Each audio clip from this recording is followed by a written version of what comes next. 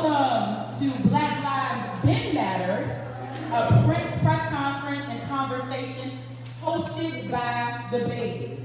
Round of applause.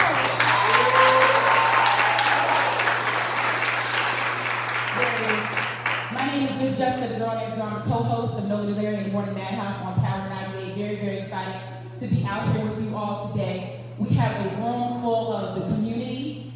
We have a room full of community leaders. We have a room full of people that are elected city leaders. And we are going to have a very important conversation today. So we want everybody to be engaged in that. Please be encouraged to go live on your social media pages. Use the hashtag Black Lives Been Matter. Tag DaBaby on it. Everything. We want to get this conversation out. Okay? So we're going to get things started. I'm going to introduce our panelists. Thank you so much for being patient with us. I'm going to put my mask on in a second, but it's real hard. It's real hard talking about this mask, okay? So we're going to start things off with Miss Kristie Puckett Williams. She is the statewide campaign manager for Smart Justice with the ACLU. So let's give her a round of applause.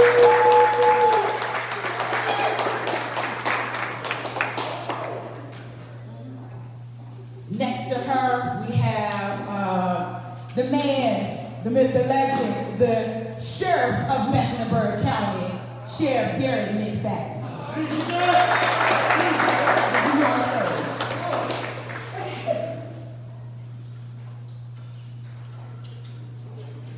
Up next, we have the Director of Criminal Justice Services for Mecklenburg County, Ms. Sonia Harper.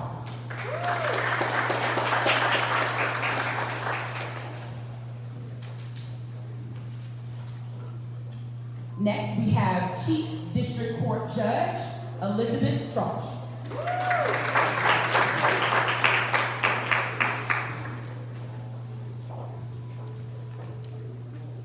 We're going to skip a chair, and we are moving on to the Mayor of Charlotte. Let's have a round of applause for Mayor Vi Lyles.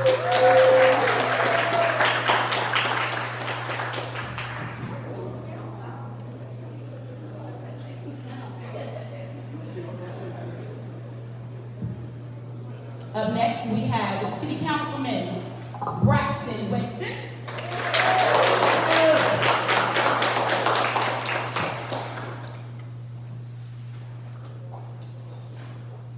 Next, he left the job, but we still love him.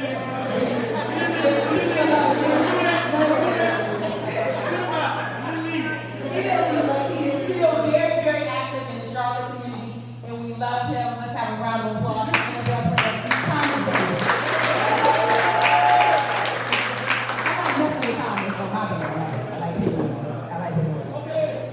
And last but not least, the man of the hour, the man that wanted to, I'm gonna do all that. The man that thought it was important to have this conversation, the man who always, wherever he goes, reps for the four. Always reps for the four. Y'all give it up. Make some noise, clap it up for DaBaby.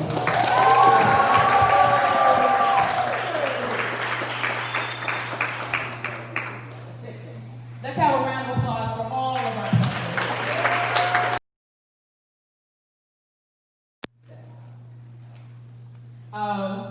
So we're gonna. I asked DaBaby how he wanted to go with this, and he said he wanted this to be very, very organic. So we're gonna let you go ahead and start this conversation off, and then we'll go into the audience and get some questions from the audience and things of that nature. We just asked, because I know there's a lot that we got to talk about, right? So we just ask that you keep your comments and your questions timely. That's it.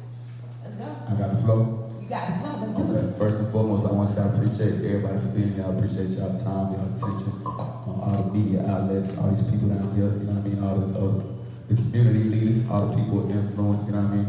The elected city official that we have up here, the mayor, everybody else up here on the stage, you know what I mean? I appreciate all y'all. I know everybody got a lot of important things that they can be doing with their time, but just to take time out to come create stages and platforms like this and you know what I mean, amplify voices of the people and you know what I mean, get their voices heard, their perspectives heard, their opinions heard, you know what I mean, in the room full of respected individuals. You know, I just felt like that was very important, and I appreciate all y'all for coming together at such short notice. If don't nobody know, shout out to my kid too. You know what I mean? Who always come through when I put things together spontaneously and help me get them done. But for anybody who don't know, this ain't something that's been planned out and been drawn out. Like we literally, you know, just contact all these people within the last maybe 4 or 5 days, if I'm not mistaken. So, and everybody came through, you know what I mean? Everybody came through, so, you know, just know that everybody that you see down here in front of you is somebody who definitely, you know, made an effort on their own to be a part of what we, you know, got going on today. And I just feel like that's something that should be respected all together, regardless of, you know, what agreements or disagreements we may have in the room at the same time, you know what I'm saying? But most importantly, I want everybody to know, you know what I mean, starting off with, this ain't about me at all. This ain't something I created for me to be heard, for me to look any kind of way. It really don't matter to me, you know what I mean, in that regard. But it's more so an opportunity to give people whose voices aren't heard, whose voices don't reach millions of people every time they talk, the opportunity to be heard, you know what I mean, by somebody like me, by somebody like me, by somebody like anybody to my left or to my right or sitting in front of me, or even your counterparts that's on the other side of you up there. Like, it really don't matter. Everybody's voice is just as important as mine. It's real hard for me to say anything nowadays without it making headlines. If I say I don't like mayo, you know what I mean? Like, if somebody like he sit next to me, hear me saying I don't like mayo, you know that be made the headlines, and I be the went viral behind that. So it's not. I'm not here to hear myself talk at all. I hear myself talk enough. You get what I'm saying? I'm more so here to open the floor for each and every last one of y'all. We got microphones. It'll be floating around. Just feel free to, you know, give your opinion and give your perspective on what y'all think is going on in regards to police reform and racism, systematic racism, and everything that, you know, I feel like is very apparent is taking place nowadays. You get what I'm saying? And not only that, like, I'm actually, you know, I can speak on these type of things. I'm muffling the microphone, so I'll be going on the performance. But yeah, I can speak on these type of things from first-hand experience, though, because, you know, I've actually been through them, you know what I mean? And that's actually it's been documented, you know. Some of these news stations is in the building, they probably, you know, have covered me before, you know what I mean, in that regard. So I'm not here to tell my story or necessarily give my testimony, but to allow my testimony and my platform and my amount of influence to amplify y'all voices and get y'all heard the way y'all deserve to be heard. So without further ado, I don't know, we want to open up the floor for the individuals that we got up here. Everybody can tell you a little bit about themselves, and then we float around and let the people speak, or however you want to do it. It's just kind of do the floor that you. Well, let's start off with talking about Kristie. I see you out there in the street. I watch your lives all the time. And let's talk about the relationship between the police and the community, and how can we begin to improve that relationship? What needs to happen? So in any abusive relationship, you have to first admit that there's abuse present. And historically, what the police have done is denied the use of excessive force or abuse, or they try to justify it by, if you had just done this. I'm a survivor of domestic violence, and that's exactly what my abusive boyfriend did. He would blame the abuse on me, and then the next day offer me flowers, right? And so these half measures that we see police offering us to not use less than lethal weapons against us, that's the flowers after we beat us. I was in the Kevin that happened on Tuesday, June 2nd, where I was almost killed by the use of force from CPD. There were officers standing up, shooting down into the crowd, which turned back into a deadly use of force situation on peaceful protesters. The most that people threw at the police were water bottles and rocks. And as a person who's been on the front line, I've been hit with those same water bottles and those same rocks. But the difference is, I didn't have a right here. I did not have a right. I've been arrested twice in the past 3 weeks for peacefully protesting. So the relationship cannot be repaired unless there is an atonement. There has to be reconciliation, but first there has to be truth. They have to admit what they've done is unlawful, unconstitutional, and harmful. And that is a continuation of the police practices that we saw evolve from slavery. The patrols looking for people who have escaped freedom. And so that's exactly what we're doing now. And so what I've been saying to people is the same thing Harriet Tubman said. If you see the dogs coming, keep running. If you see the torches through the woods, keep running.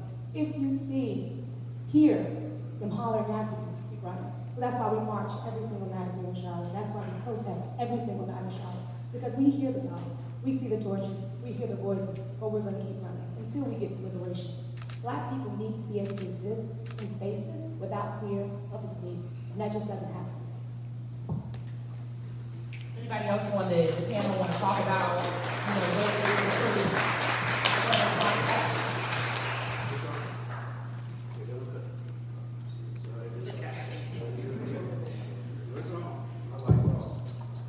Thank you, my sister. We're not the police, we're the sheriff office. Let me correct that now. You know how y'all put everybody together. So let me correct that now. And I'm not on my medication today, so y'all have to pray for me. I'm delighted to be in this office. I'm delighted to have a relationship with my sister. Have we always got along? No. Do we take care of each other? Yes. She can call me, and she knows she'll get it corrected. That's the kind of relationship that we should have. Don't let anybody take this movement from us. That's the problem I have.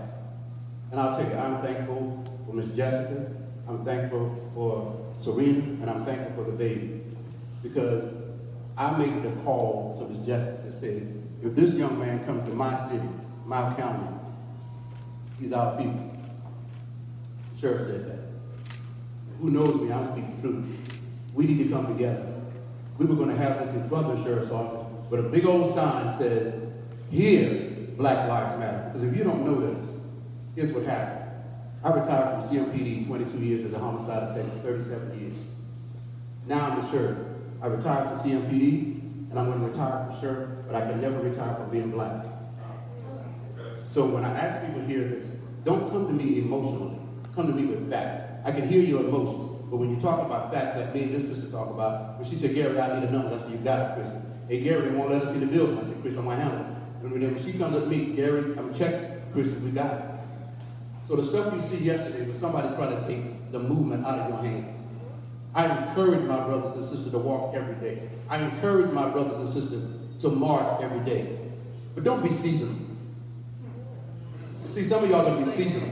Right. Because I want to see the people who march with these signs, because it's confusing. I'm sorry. It's confusing to me as a black man to see white people marching with a sign that says Black Lives Matter and you confront me in public.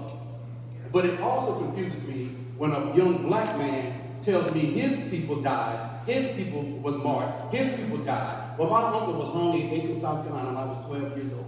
I don't love the police. I respect their authority, and this is why I took the job. So when you're talking about working together, y'all said this was going to be real. When you talk about working together, we can work together. We're never going to agree on it all, but we're going to work together.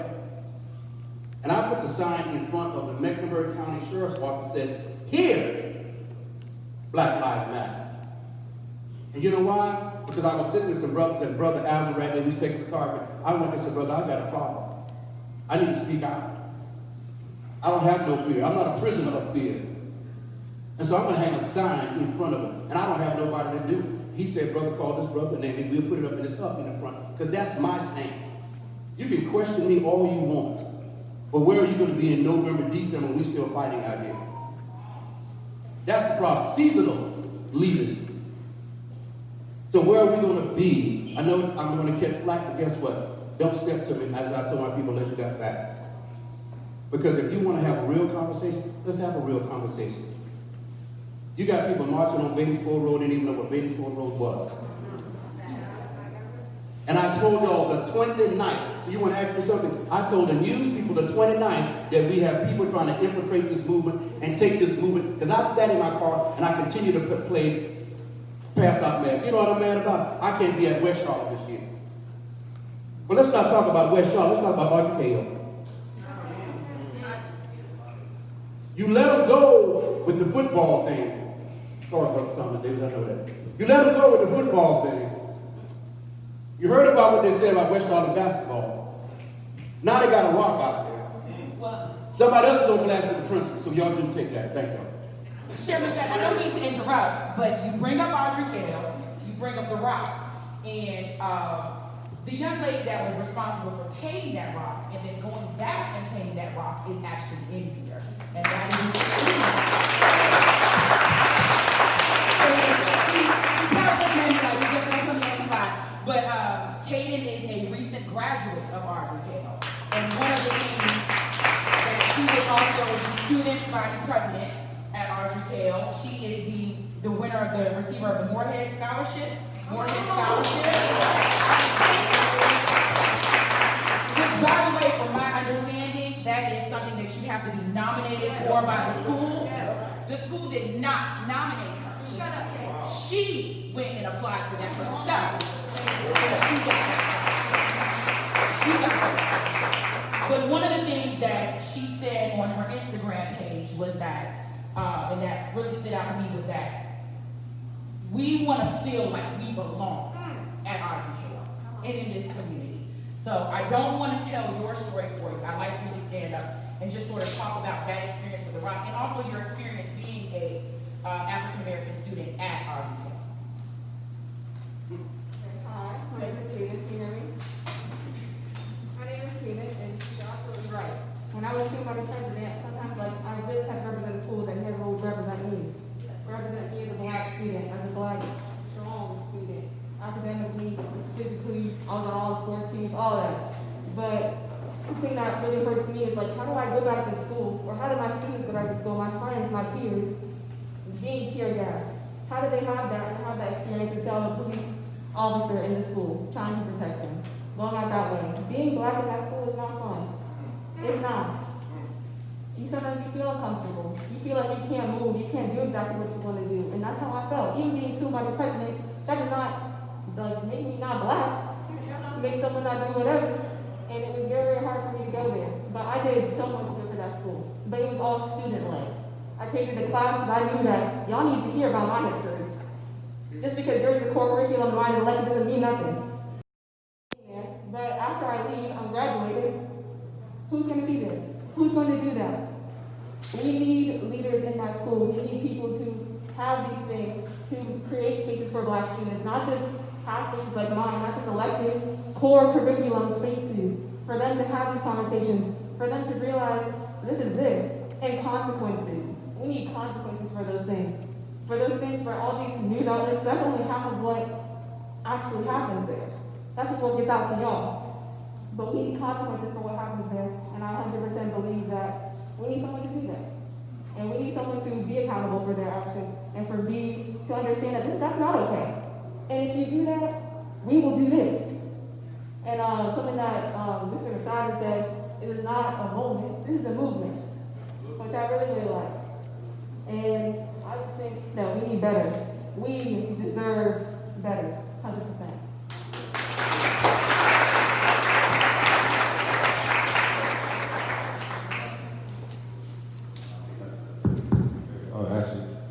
Thank you, sister, for sharing that.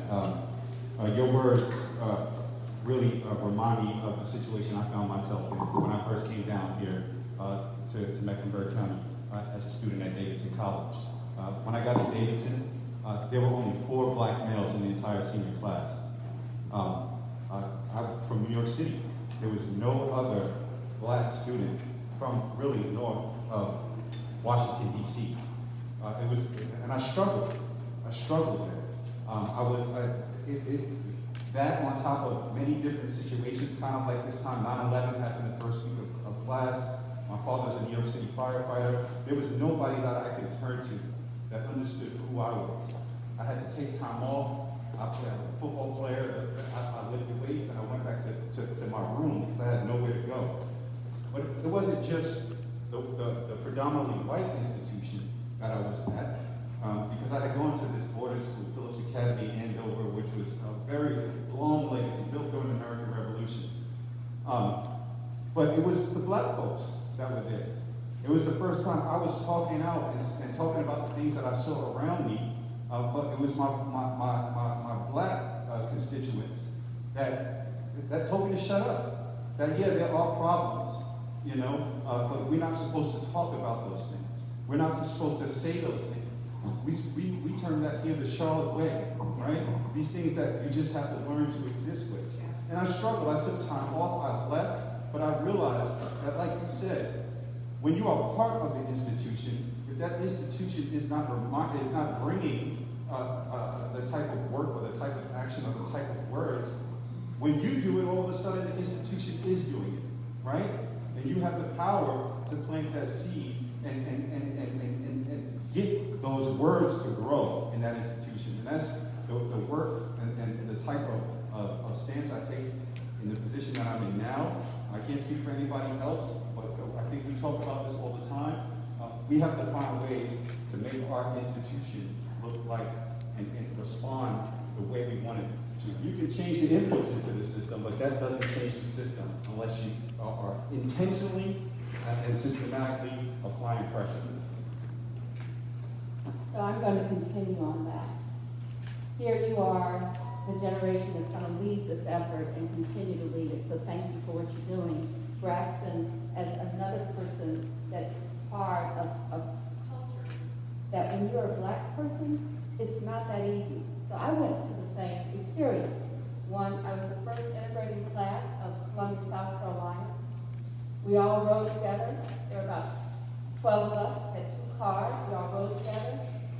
You couldn't do anything that was social. You couldn't participate in any activity. The only things that you could do were those things that they had criteria for. And then they had no choice but to allow you to participate. So I didn't get to be cheerleader. I didn't get to be on the drama club, but I was on the honor society. And that's what I thought was the answer. But what I realized is you're talking about generations, mine, and yours, that we have had to overcome issues of just being black, just by the color of your skin. And it doesn't matter what color we are individually, because we're seen collectively as a place. Now, I have 5 brothers, and all of them have struggled with law enforcement. All of them have struggled more than I have. But at the same time, you can't dismiss stories that you know about legacy. So I'm going to tell you a story. My dad had a business, and I'll never forget one night it was, he came home and my mom said, everybody's going to bed. Now that's a lot with 6 kids and only 2 bedrooms, right? But we're all going to bed. And one of the reasons that we did was my dad had worked all week for someone who was white and he didn't get paid. Just because that was okay not to pay him. So when we talk about the fight's for a long, long time. And I bet every person in this room has a story that they can share just like that.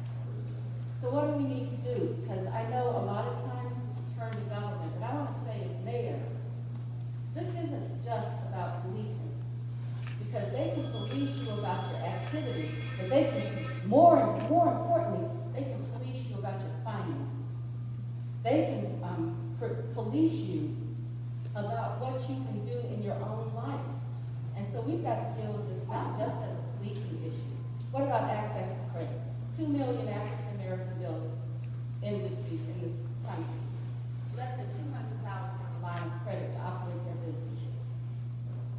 If you went in, and one of my white sisters came in, fill out the same application, ask for the same thing, I get at least 40% less than what you would get. And this is all documented. So what holds us back? What holds us back is the lack of ability to speak with one voice and one action, and to move forward together. So that's where we have to do. It's not just about the policing on the streets. It's about policing in the bank towers. It's about the policing that they say that you can't accomplish the things that you dream for and deserve to give to your family. So I've been fortunate. You know, my family, we didn't go to the bank. We borrowed from each other. It took a longer time to do it, but we all supported each other. So that's why when Garry McFadden talks about being together with Kristie, that's why when Braxton talks about changing interests, and when you say, I was not validated as a black woman in this school, that's why we have to continue to stick together. So we are going to take some questions from the audience. If you have one, I see that hand going up already. Go ahead and stand up right over here. Go ahead.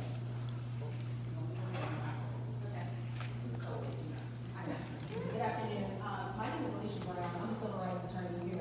Charlotte. Prior to coming down to Charlotte, I too, like Braxton, was in New York City, and for several years, my job was to write civil rights laws for the city of New York.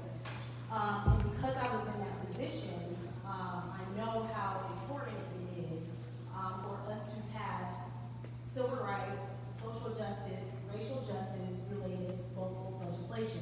So after both of you were elected to office, to Mayor and Councilman Braxton, I reached out to both of you on several occasions, offering my services for free to implement similar civil rights legislation here at the local level, and neither of you were very receptive or acceptive of my services. So my question for you is, what have you done in particular to advance Black people and to help the Black community here in Charlotte?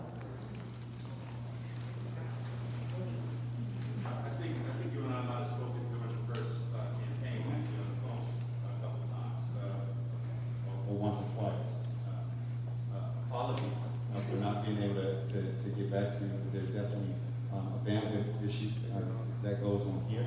But there's a lot of work that gets done. For one thing that we spoke about, we don't have the same abilities as New York that we do. We don't write legislation, for instance. We pass ordinances, but New York City is a home rule state, as you well know, and we are titled in building rule state.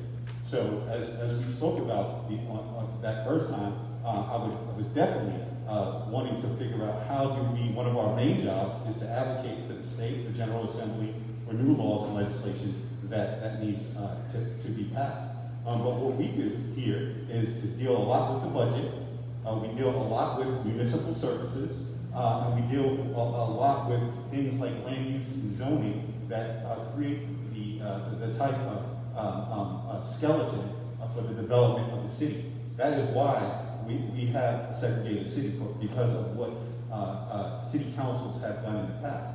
A big part of my focus here in my time has been the deconstructing of those systems that exist that have allowed for the perpetuation of a racist system to persist under the rules of Charlotte and North Carolina. So while I checked the opportunity, like we did a couple of weeks ago, on June 8th, to add changes to motions and actions that we are taking to deal with the point, I'm always looking for how do we affect things from a systemic approach. This is something that Mayor Lyles and I always go back and forth on. She always asks me, well, what do you actually want, Braxton? What is the question that you're trying to get at? Well, I'm telling her right now, I'm trying to break this thing down and start anew. And that's the kind of energy that I've been putting into literally every action and every vote. If it doesn't matter if it's for a fiscal year budget, when we're spending $2.5 billion, or if it's that $20,000 contract that CNPP has with their veterinary pharmaceutical company.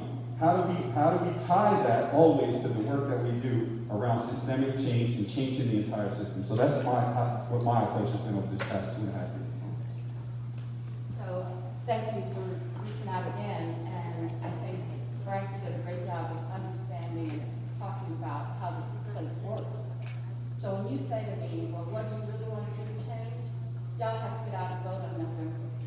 I mean, it's just flat out that. You got to get out and vote for people that are in the state legislature to change, because Charlotte is not treated as a place that people will pass laws. They in fact look at us and say, we're going to make it harder for you to do anything that you want to do. We're fighting them for cutting our sales tax money. I mean, for the convention, they wanted to direct the governor that he had to have the convention here, even though we're in a pandemic. You know, so what I would say is that you really have to get out. If you want change, we're going to have to change the people that make the laws that govern our city. And that includes city council. But more importantly, you have to know, how many of you know your state representative? How many of you know your legislative, your senator? How many of you actually work with the governor's office? I tell people, if you want to make change, you got to march in White Halls of the state legislative building. When I go up there and I see people that wear blue uniforms, whether they're police or fire, they are flooding the place. They always get inside the door. We don't get inside the door because we're not up there flooding the place with people that make a difference. So we got to show up, And I'm sorry, can I just follow up one time? What we can really control, and since this is about police, we can control our departments. We can use the council manager form of government to really get involved in the policy making that governs us. And that's adding democracy to the processes. And that is where my focus is now. This is endemic of council manager forms of government all across the country, not just here in Charlotte. City councils have seen themselves as part-time jobs, not experts in the field. When we are experts at democracy, we are experts at representing the voices of the people who have elected us to be at the table. And it is time for us to insert ourselves into the policy making, things that govern every single police action and interaction with the public. We can govern that, but we have not been willing and had the political will to do that. I believe we are at a moment that is shifting, that will allow us to do that. I'm going to continue to push that in that direction. So, I want to build on a few things that I've heard said. Kristie talked about acknowledging abuse. And then we heard Mayor Lyles talk about holding accountable. I think that in order for things to really change, what we with this movement demands, people like me, a chief judge in the largest community in North Carolina, is to take account of the ways that my institution, the court system, has created and maintained and been complicit in the perpetuation of white supremacy. That's what has to happen. And there has to be more than just listening, which is what I've been trying to do today in other settings, to the really uncomfortable truths of the ways that the courts have harmed individuals and families and communities of color in catastrophic ways. You know, we talk about the police. Let's talk about my role. The ways that judges and our Supreme Courts have just on certain kinds of police conduct. Let's talk about the ways that we impose money and fines and costs that trap people in poverty and trap people in the court system. Let's talk about sentencing that is unreasonable and doesn't actually facilitate a meaningful restoration to the community. Let's talk about violence. Who's really violent, us or the system? Right. And I think the other part of this is, you know, I'll tell you, I've been involved for the 11 years I've been on the bench alongside my colleagues who are here, Richard Ginger, Blake, McCann, the Director of Race Matters for Juvenile Justice, Derek Anderson, John Thomas. You know, we have been looking at and taking account of the ways that we are harming individuals and families of color in our community. But you know what we haven't done? And I think what is necessary in order to do transformative change is we have not invited you to that process. We have not created space. We have not shared power. And we have not allowed the people who are most impacted by what we do to design this new system that is equitable and fair.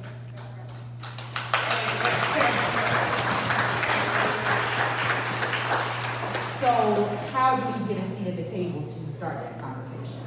Well, I would like us to work together to design what that can look like. I think that my colleagues are at a place where we want to examine what we're doing and identify the things that we have the power to change.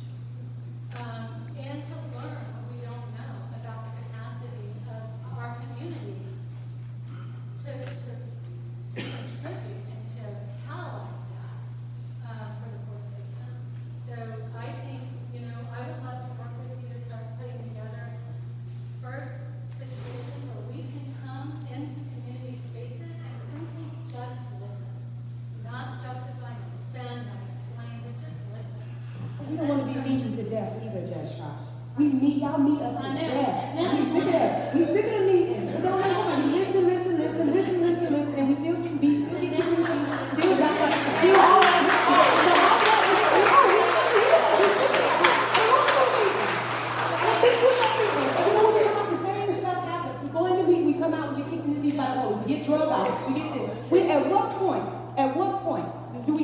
acknowledge that the system is illegitimate, that it was founded on white supremacy, and it continues to perpetuate it, and that we have to burn it down. And we stop prosecuting people who are peacefully protesting to burn it down. At what point do we acknowledge that the system is more harmful and more violent than any individual person has ever been?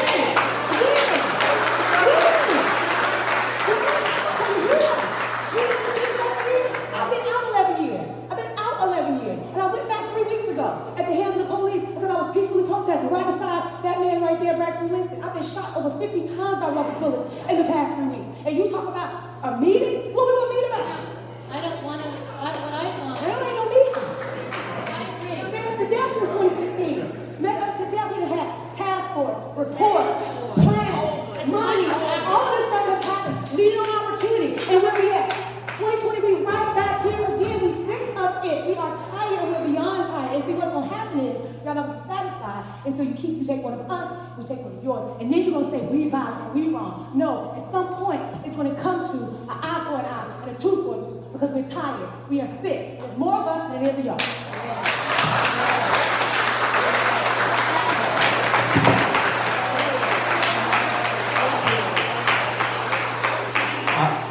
I agree with Kristie.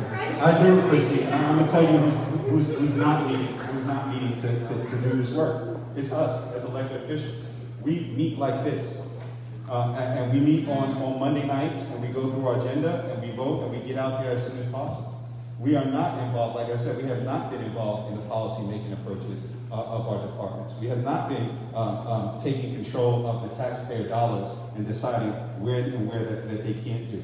What we have done is hired professionals and given them the authority to do that. We can assert ourselves into the process, and again, we did that a couple of weeks ago, but now it's time to follow through. You guys need to ask us, okay, what are you doing with this new policy, City Council? Are you guys actually looking at these dollars? Are you making changes like you said you would? Are you getting in a room and talking and figuring out amongst yourselves, not in front of cameras, not in front of churches and things like that? What are you doing? Where is your work? And that doesn't happen. See, I agree with Kristie. Because the sheriff has been invited to no meetings.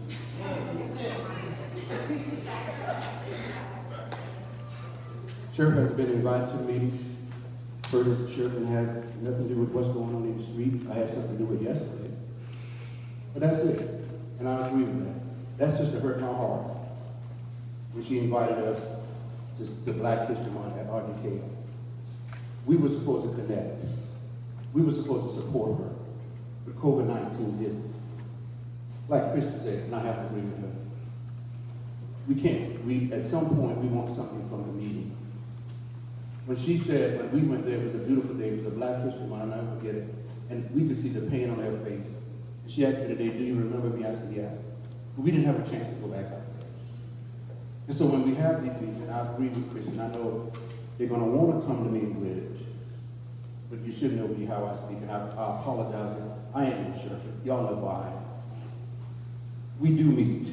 This is the move of the movements. Martin wish he could be here with this. They wish they could be here with this. But this is the time that you tell them how you feel, you sit back and see if it happens. I get emails say, come to this, do this, and that. I don't go because my voice is very little when it comes to that. And I have to give Judge Frosh respect. She called me and she said, Gary, can we talk? What do you need? And I told her how we, as the sheriff's office, the highest elected official in the county, was being treated by the same system that you all think that I am a part of. And so these are needed conversations, and I want to thank you for having this, because I think this is the kind of conversations we need to have to put it all on the table and be real. I hear the system. I have to deal with her. Kristie knows I love her. But Kristie says, Gary, we don't need to meet, this needs to happen. That's right. That's right. Period. And I try to go back, Kristie, if you see it, yes, I'm good. But see, here's what I'm going to tell you. Yesterday was a catastrophe. But watch, I told them today, I emailed 357 clergy today hasn't got a call back yet. So what we're gonna do, we're gonna work together, because we already said what we're gonna do, because you all still bumping your gum and tapping your thumb on trying to figure out what to do. Because we already got a plan, so don't come to us and say, we want to work this out, because it's too late. We worked it out at the table upstairs, and I said, this is the person who we're gonna do. That's action. And I understand our pain, because we travel. See, y'all do it locally. She does it statewide. And when she said, I need to talk to the sheriff, here's his number, here's his name. That's work. That's action instead of the talking. And I have to agree with her. So, And, we're gonna get another question. So my name is Dina Paulding. I'm the District Executive Director of the McCrory YMCA. I am on the board all the time. I am a Charlottean. I am here 24/7. And like my good friend Dr. Cradle said, we are a task force out. We have talked ourselves into a frenzy. We have planned. We have been told things. And then we have to do the restart button of starting again, because they keep us at bay. We're tired. We understand. We need to understand what is the action so that we can mobilize and move. This is a moment that we are having in our country, and we need to capitalize on it. And I agree with everything Kristie said, and I haven't had a chance or pleasure to meet you, but you're about to be a very good friend of mine. And what I need to understand too is when we have these elected officials here, and we have leaders like myself who come from different places of Charlotte, who have grown up in Charlotte, and we're trying to mobilize our young people who are leading, and they're being prosecuted because they are sick and tired, and they're trying to understand what it is we're trying to do, and they see no movement, and they are burning things down in our country because they're tired and they're not being heard. I need to know what the action plan is. I need to understand, how do we move? We're tired. We understand that all these things can happen under you all's watch and guidance, but until we get our young people off the board, in my YMCA, talking, moving, then nothing's going to happen. Mayor, you said vote. Okay, so how do we get these young people to come out here and actually understand the process so that they can vote, so that they will be attached to this plan to vote? And then after they vote, are we going to see something today? Or are we going to see something 20, 30, and 40 years down the road when it doesn't even matter to them anymore? They're tired. So what I'm asking this community to do is talk in your layman's voice, wear your sweatpants, go out to our communities, talk to these young people, make sure that they are connected to the people on the stage and around, and so that they can begin to have a voice of their own so we can get out and do something. I am 50 years old and I listen to this man's music. Do you know Baby, why? you look like you're 25. I appreciate it. But let me tell you why. Because I connect with my people in the corridor. So, because we know that our young people listen to his music. And so his voice is large. It's large enough to bring all of these people in this room. And if it's large, then people will listen to him. So give the people something so that they will come and mobilize and vote and be a part of this system so that we can change it. It is broken. But it's not broken. No, that's right. So let's burn it down and figure out how to rebuild it so it will work for all people. And you can help us with that. And voting is just one arm, y'all. Voting is just one arm of what work. You can't just vote your way out of situations, right? So it takes protest, which is a very small part, but it also takes organizing and mobilizing education. So I work for the ACLU, I travel across the state. I work on policies around the criminal legal system. So I'm not just an angry black woman that gets targeted by the police. I'm also somebody who sits in the room for the most part of people. I've been appointed by the governor to sit on things. I'm on the North Carolina Commission of Racial Equity Disparities, right? And so what I understand, though, is that people closest to the problem, as we heard, are closest to the solution. We are furthest from the resources and the power. We have the answers here in this room. What we don't have is access. What we don't have is money. And so at the ACLU, what we're trying to do is to mobilize and educate. So we will be teaching not just know your rights, like what is your right in protest, and know your rights in police and County. But we'll also be teaching Civics 101. Why does it matter who your state representative is? Just to give you an example of how this works, last year we took over 1,600 formerly incarcerated people and their families to the NCGA to lobby for the Second Chance Act. That act was passed this week with unanimous vote with the legislation that we have. They remember that we were in that room. They remember the stories of the impacted people. We had the Koch brothers in that room. Y'all know who the Koch brothers are? Okay. So the Koch brothers were there. They were advocating for the bill, but we didn't get the unanimous decision that we needed until directly impacted people began to talk about their situations, and that changed the tide in the room. I know it can be hard to get to Raleigh. I know it can be hard to get off from work and find childcare. And we try to mitigate some of those things by providing you with a ride. There are various ways to get involved. I'm going to give you action items. Tonight we are marching at 6:30 at First Ward. Tomorrow we're bailing out dads at the Mecklenburg County Jail for Father's Day. We'll be bailing out fathers who have been incarcerated for months, and we will have them home in time for their family. So there are ways that we're disrupting, agitating, and dismantling the system, but it requires your support. Because I'm going to tell you right now, I'm tired. As you heard, I've gotten shot 50 times. I've walked over 200 miles in the last 3 weeks. I've lost about 10 pounds back. But anyway, and I've been arrested, right? But what I want y'all to understand is that all of that is necessary. All of that is necessary. If that means that my people get to be free. If that means that my children get to ride and not be afraid like I see the police, I ain't got nothing going on. Tag right, license right, everything. I ain't on probation no more. And I'm still like, oh shit. You know what I'm saying? It shouldn't have to be like that. It shouldn't have to be like that. I don't want my children to grow up in a world like that. I don't want your children to grow up in a world like that. And that is why we fight. It is always going to be fuck 12, y'all. Period, point blank. Always. Okay, but I can still sit right here with 12, right? Work with 12, and still say fuck 12. Because that's what I do.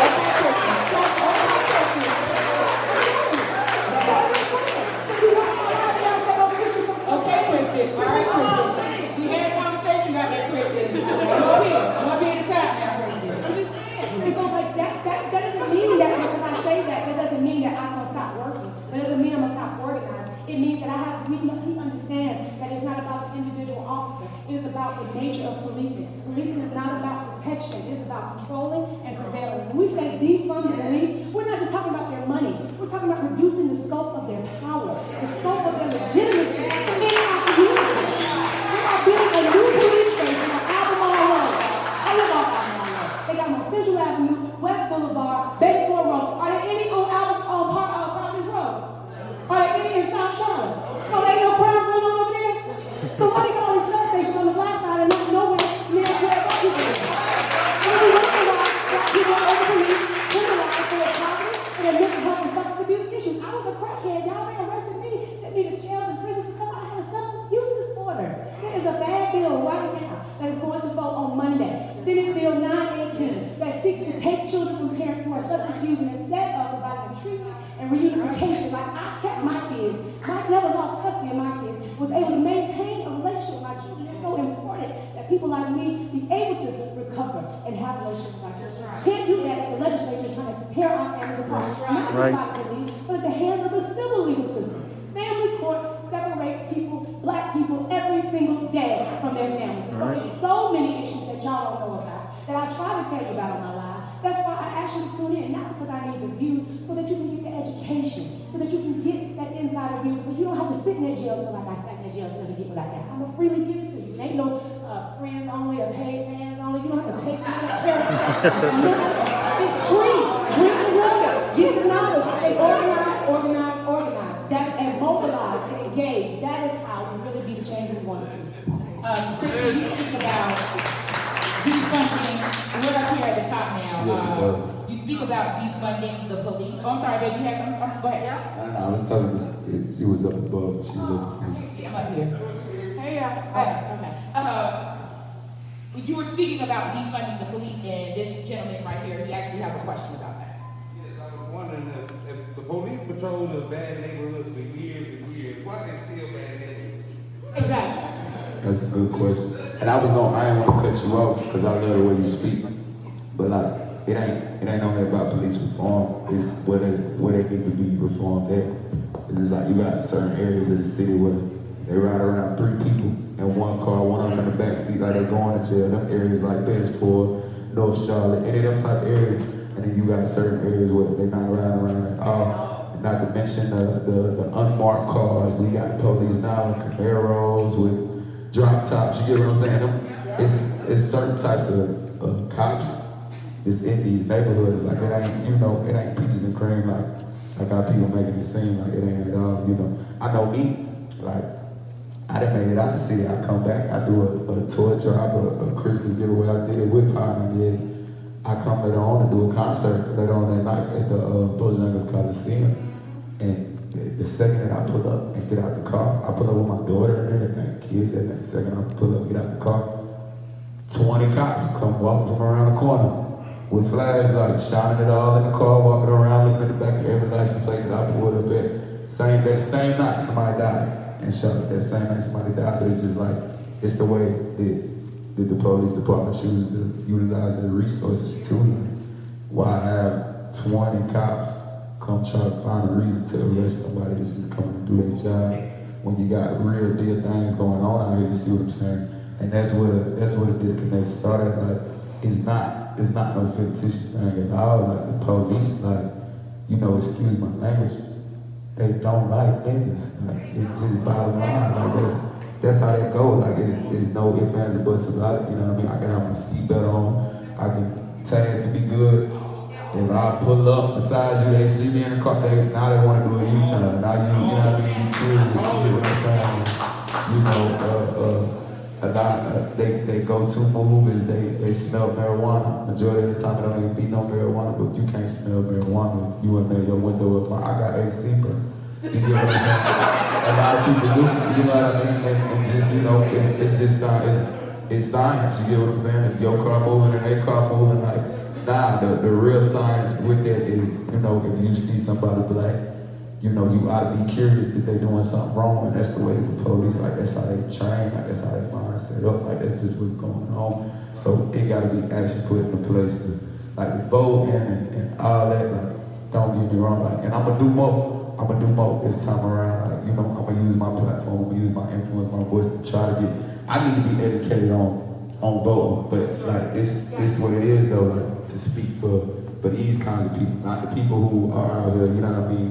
Properly educated. A lot of us ain't get a chance to get properly educated because we was already counted out from the get-go. You see what I'm saying? So for all them people, for the people who really do get pulled over, get the gun, put it on face off the rip.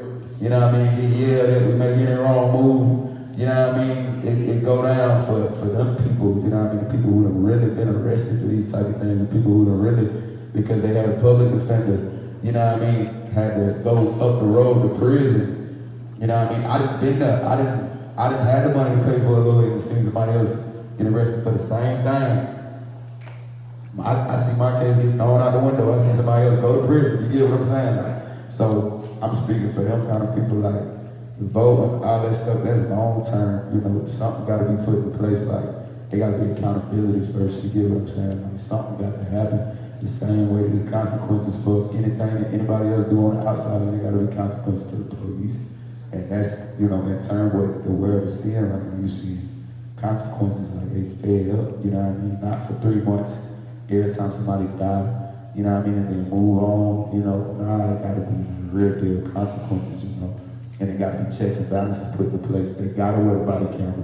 Like they slick, like, they slick.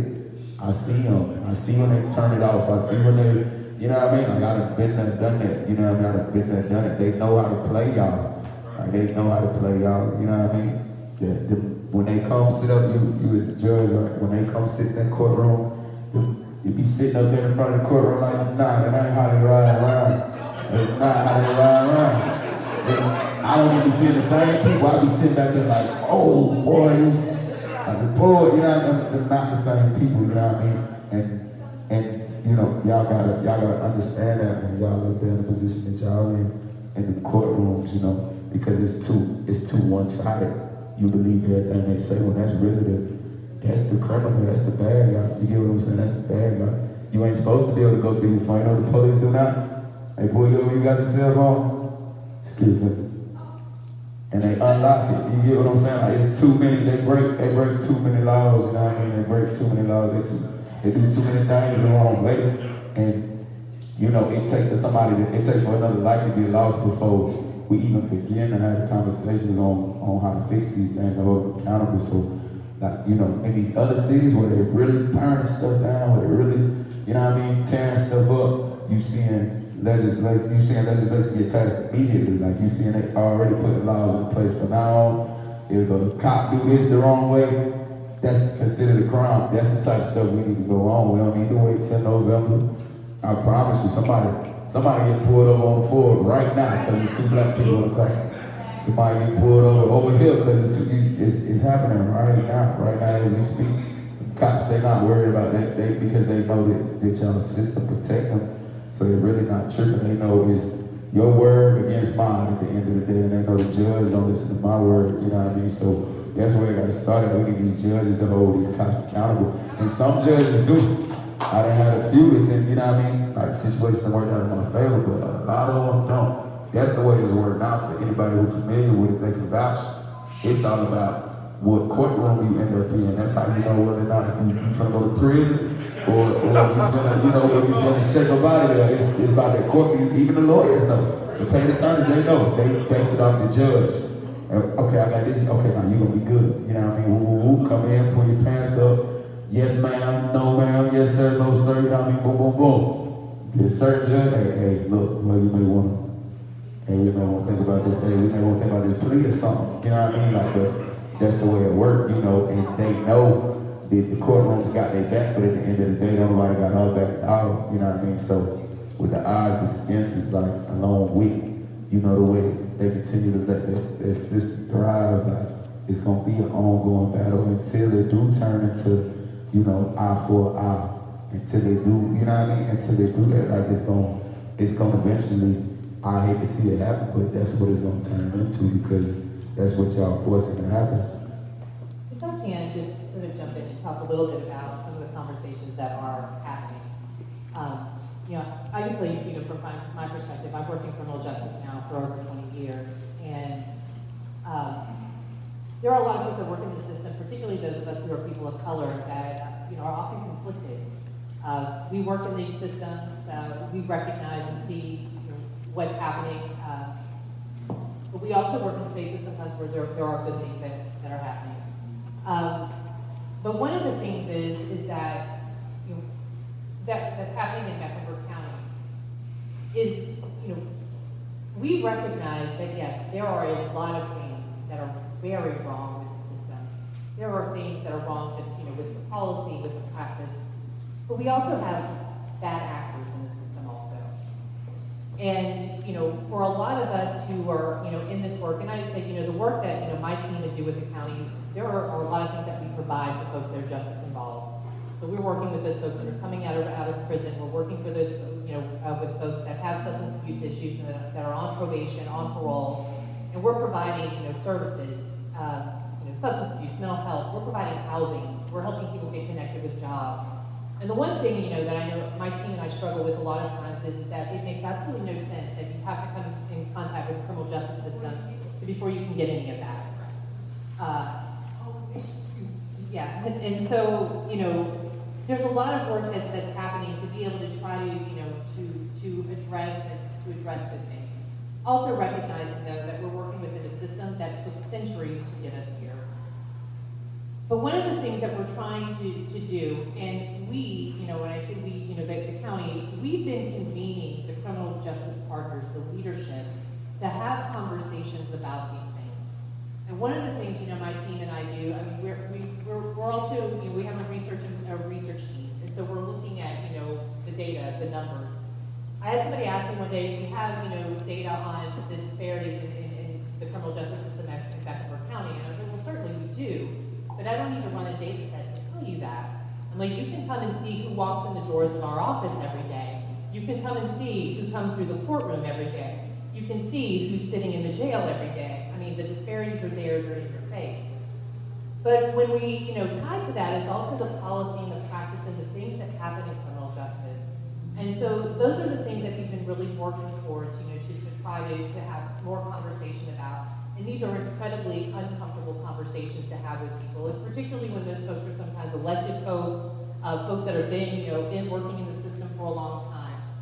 But what we've been doing is really, you know, again, just up front, pulling these partners together. And so these are, folks from the sheriff's office, our judges, the folks from the district attorney's office, the public defender's office, law enforcement, to come to the table and have conversations about what's happening. And my team and I, we told them straight up when we started this, we're going to look at these numbers, but know that the numbers are going to be bad. The data's going to be bad. But understand everybody's data's bad when we start talking about what's happening in criminal justice with disparities and disproportionalities. So we've done that work. We've had these conversations. So we've done that work and have pulled data, and we've taken a look at it. It's not just disparities that we're seeing at policing. But understanding that policing is really the portal of entry into the criminal justice system. But we're seeing those disparities occurring at bookings at the jail. We're seeing those disparities occurring at conviction. We're just seeing disparities that are also occurring in the number of folks that are being sentenced or sent to probation. And so they're across the entire system. It's not just police. So we're starting to really kind of engage folks and to have conversations about, again, what we're seeing in those numbers, what those disproportionalities really are. And we're getting these folks together to have conversations about, okay, what is it that we're doing? What is it about our policy and our practice that's contributing to this? Because there's it's happening in a lot of different spaces. But some of this is also, we're getting to that point to again, look at what we're doing that's contributing. But at the same time, part of that conversation is as we're looking to change that policy and that we're making, these adjustments, and as we're looking to craft new policy, and our bail policy, I think, is an example of that that passed last year. As we're getting into crafting new policy, one of the things that we're also challenging partners to do, because we all occupy very different spaces in the criminal justice system. But one of the things that we're also challenging folks to do is, as we're creating new policy and as we're looking at this policy that exists, to really look at that from an equity lens. And really want to, looking at, talking about that is something very simple. It's really asking a set of questions. Does this policy, when we look at it, when this goes into practice, are there resources or things that folks would have to have in order to be able to comply or to be successful or to have a positive outcome? If so, then who is that going to impact? Does this policy, are there things here within this policy that are going to create, additional disparities? Are these going to have negative impacts on people of colors and neighborhood, within our community? And so, if the answers to those questions are yes, we're asking those folks that are at the table with us to go back and take another look, to make those adjustments and to make those changes. Because again, we're operating within a system that has, that has created this, but we also have those, again, back to the bad actors. We understand that yes, there are some folks in our system that are also contributors to this. Regardless of your position within the criminal justice system, there is a significant amount of power and authority that comes with that.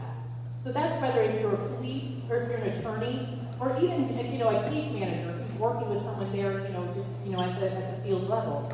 And so we're also having those conversations about, biases and those things that, behaviors and things that come out in our work and how that impacts people. And how it is that, again, we're seeing that, impacting, folks that are coming through the system and what it is that we need to be doing to check ourselves and to make those changes. And for us to also be responsible as we're bringing additional people, new people into our system, that we have those things in place to be able to identify that, and again, to make those changes within the workforce that are needed, that need to be made.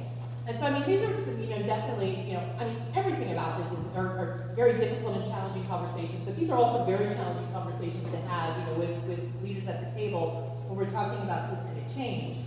And so, over the last 3 years, we've been spending quite a bit of work, a bit of time, really looking at data, and then also kind of, identifying and creating,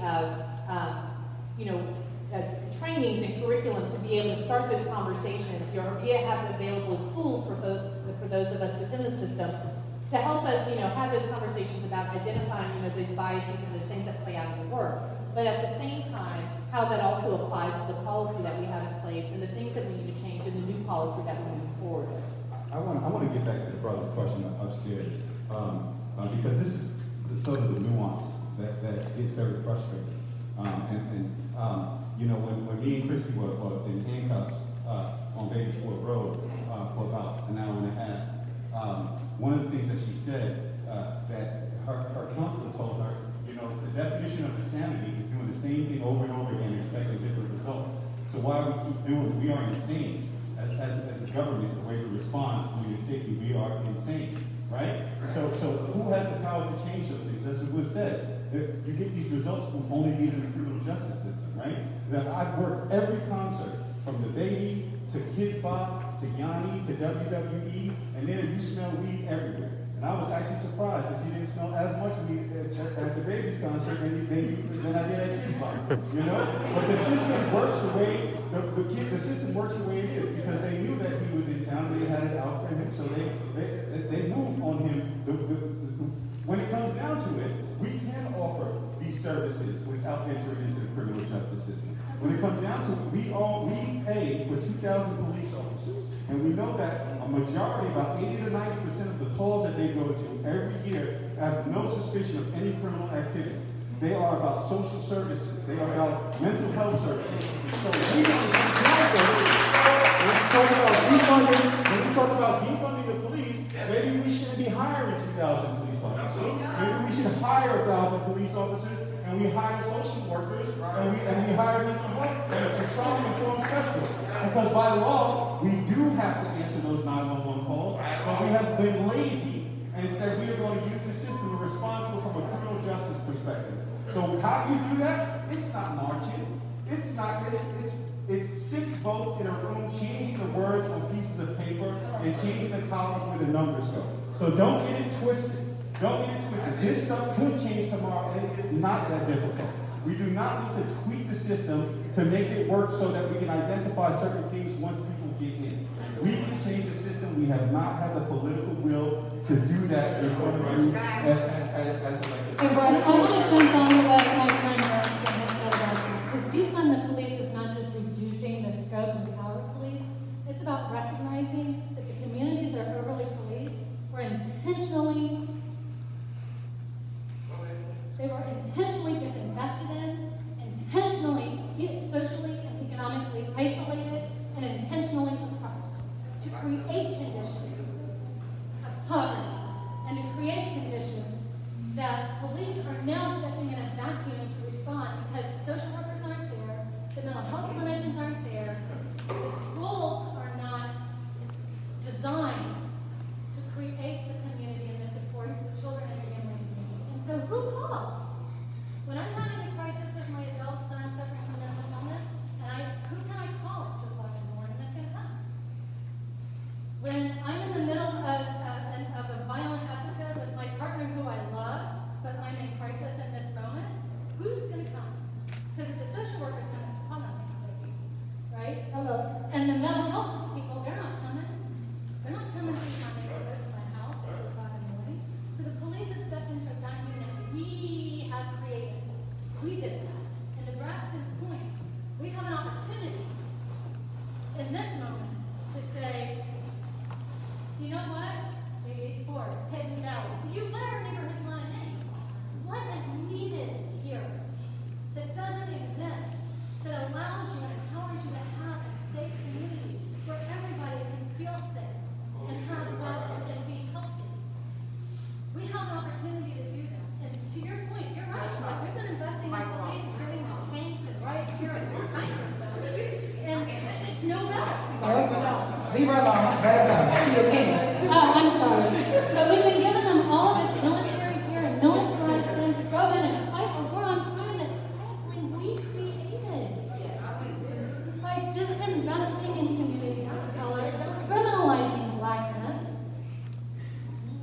Poverty, criminalizing mental health and substance abuse. But what we can't do, I agree with more social workers, we can't deputize social workers. If we're just going to have different names but people behaving the same way, then that's not good either. So I agree with let's get more mental health counselors and people in the street, but if we're going to give them the same authority as the police, if people going to still be locked in carceral facilities, then what have we changed? We haven't changed anything. We have to change what we view as number one, what is a crime, what is violent, who is violent, and how we address that violence. The crime is going down around the world, y'all.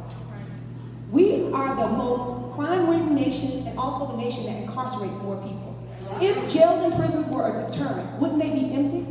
But the fact that they are full means that it's not stopping nobody from doing nothing. Ain't nobody, you know what I'm saying? And then you get to jail, let me just tell you, they try to regulate you in the jail, want you to say what you do. It's like, fuck, I'm in jail. Where you gonna send me to next? You know what I'm saying? I'm in jail, right? But then you end up in solitary confinement. So all of these punitive systems don't do anything but increase harm. They don't create what's necessary to heal. What you see today is a person who has healed from domestic violence, who has healed from drug abuse, who has healed from the trauma of my life. And that's why I'm able to step into this role today. But we don't just have a bad system actors, we have bad systems, we have bad people who have not so much bad people who have not done the work of healing. Because healing requires that you have to acknowledge the truth about yourself. I had to acknowledge that I was a domestic violence victim. I had to acknowledge that I was a crackhead. I had to acknowledge that I'm a habitual felon. I couldn't go around hiding from that. I had to own that. And that is where the power comes from the ownership of my story, the ownership of my own power. And we all have that power. We have collective power. Police only have the power that we invest in them. If all of us decided that if we had to have 500 people out there yesterday, Gary could have done shit. Wasn't nothing he could have done. He ain't got 500 deputies. There's nothing he could have done. But we didn't have 500 people. So guess what? 45 people got arrested yesterday. Instead of us being able to exert our power in meaningful ways. And it's not anything against the deputies. It is against the system that we're fighting against. We are resisting the system of oppression, of white supremacy that allows these type of behaviors to exist in our community. And when we talk about black communities, I grew up in Exit-4, Nation Ford Road, and so in West Elm Trails. And one of my earliest memories is of the police coming and dragging my neighbor out the house because he had gotten drunk and his dad had called the police. And so their response was to drag him. I remember crying because his name was Raymond, and Raymond used to play with me all the time, and he bought me ice cream from an ice cream truck. And it was traumatic as a little 4 or 5-year-old to watch my neighbor, who was so nice, be so violently treated by the police. And I learned something right there, 4 years old. Don't call me. And I learned that over and over again as a domestic violence victim, when they would come to my house and my nose would be bleeding, my eye would be swollen, and they would tell me, why do you keep coming back? Or why do you keep calling us? They have never helped me. As a victim of rape, they never even believed that I was raped. So when we talk about the response to violence and the police come after the fact. And they don't do nothing but when they get there, but make it worse. So we have to stop legitimizing their role in our society is what we have to do. They are an illegitimate institution that we have to stop legitimizing. I don't call it the criminal justice system. There ain't no justice. It's the criminal legal system. Okay? And so that's why we have to change the narrative. There is no justice. There is no justice. So I know that we have a lot of hands up. Unfortunately, we have run out of time. But I want to point something out. Look around this room. Take a minute as you all are needing to network. We have judges, we have leaders, we have grassroots people. This room is set up very strategic. I'll cut you. You did, I did it on purpose. Go ahead, Tom. You always messing with me. Go ahead. So I would be remiss to sit and be a part of this and not contribute in any way. So being a part of this conversation has been amazing. You know, we all have our experiences, because at the end of the day, in this room, if you're African, we're all black. We understand it. And we've all had traumatic experiences. We've witnessed family members go through things. You know, me personally, I had a situation when I got to Charlotte that reminded me, even though I'm a professional athlete, I was still black. I was the first round pick to the Panthers in my rookie year, and getting drafted here. Me and my cousin, who came to town with me, hadn't got married to my wife yet, so we had so we were leaving the club, late night, driving, get pulled over by a cop. I had never been associated with drugs in my life. Never smoked, never drank to this day. Get pulled over, cops snatched me out of the car, instantly put me in handcuffs. And I asked him, why is this happening? What happened? I don't drink, so I'm not drunk. You can't say you pulled me over for that reason. He, on a different side of the road, median split, he said he saw the passenger in my car throw a bag of dope out of the window. Out of anything that you could have said you saw get thrown out of the window, you could have said it was just, he was littering, whatever. He said a bag of dope. 2 more cops pulled up. They started searching in the back as if they were looking for a bag of dope. So I know I'm like, man, they about to plant some drugs on me. I'm just starting my career, now they about to take it from me. And I know that this is my story, but there are so many people that go through the same story and the same struggle. We aren't exempt. We're professional athletes. They cheer for us on Sundays and Mondays and whenever we play. At the end of the day, when we take the uniforms off, we still mad. We still get treated that way.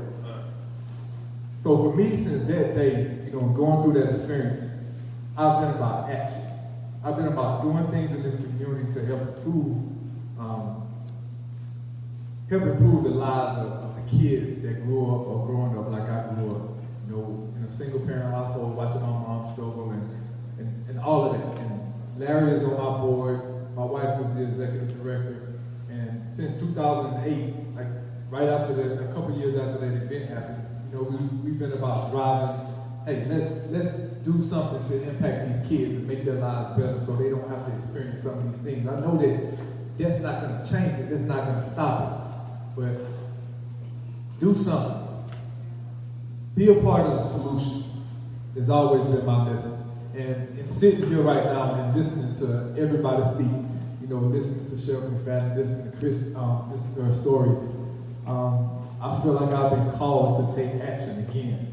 And I haven't discussed this with my wife, and we'll talk about it later, but in hearing that I know that they have this thing that they want to get these dads out, I think that's very important in having them being home with their families.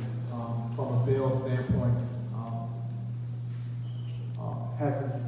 helping reforms, social injustice, like being able to contribute in a way that I know is not going to fix it, it's not going to change it, but I know it can help.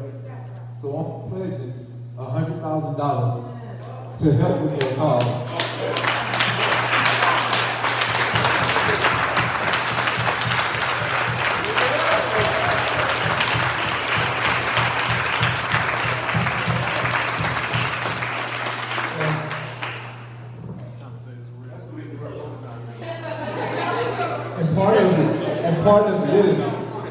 Part of it is, even though, I've afforded, I've been put in situations where I've been extremely blessed, honestly, and I'm going into my 16th year in my profession. And to be able to say that when the average career is 2.5 years, and what I've gone through personally from an injury standpoint is truly amazing and special. And I've afforded the opportunity to have my kids in a situation that I didn't have an opportunity to be in. I'm helping provide them a home that I could only dream about. I'm helping provide them a school system that I could only dream about as a kid, but I feel like I've taken them away from some of the things that they've been able to learn from our culture. Going to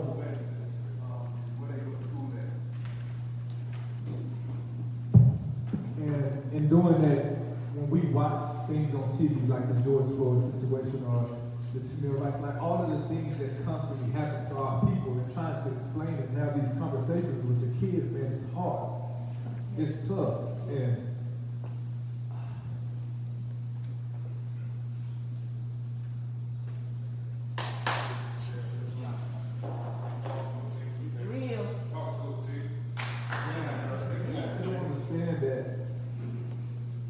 just because you are a professional athlete, or just because you have people cheering for you, that you exempt to certain things.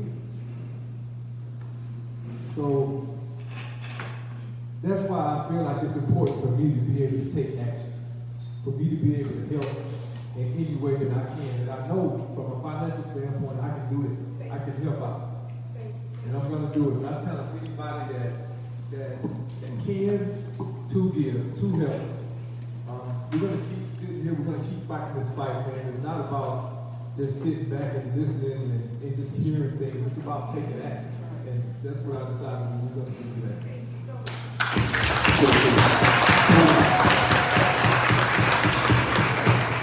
I want to personally say thank you. And you don't know what to do.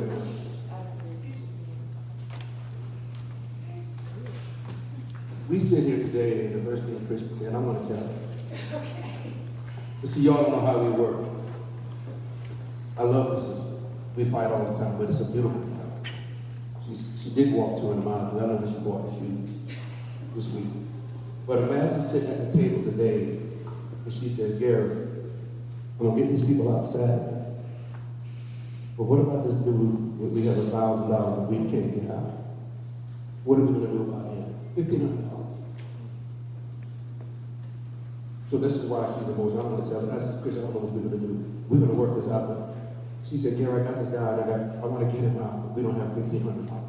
I got a couple dollars, but I don't have $1,500 more to get him out.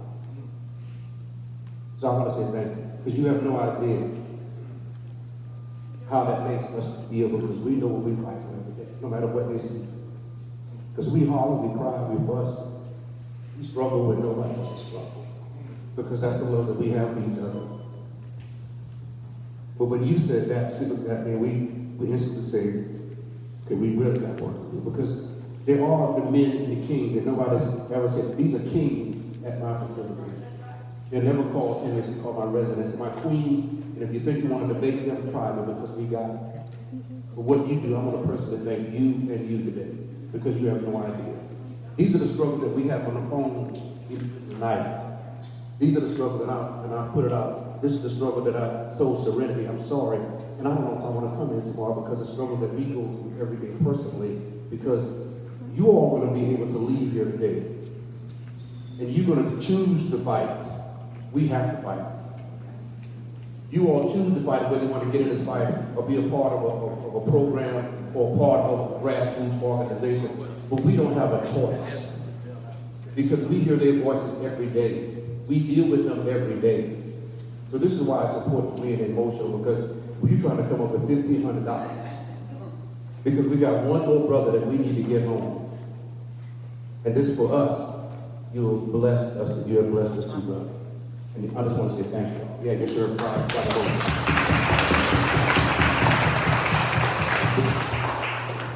Before Thomas interrupted me, no, I'm just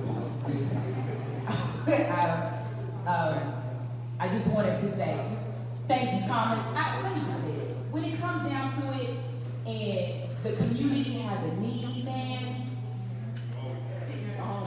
you pick up the phone and you call Thomas Davis and you call DaBaby, and they are coming through.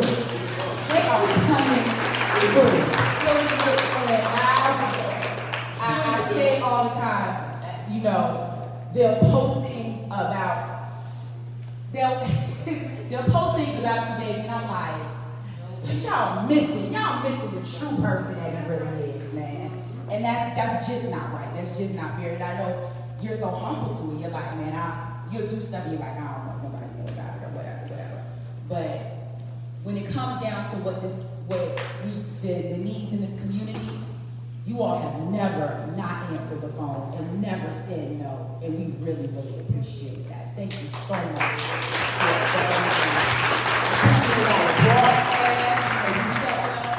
You made that happen when the students at Harding University weren't able to get their readings, and that's a problem too.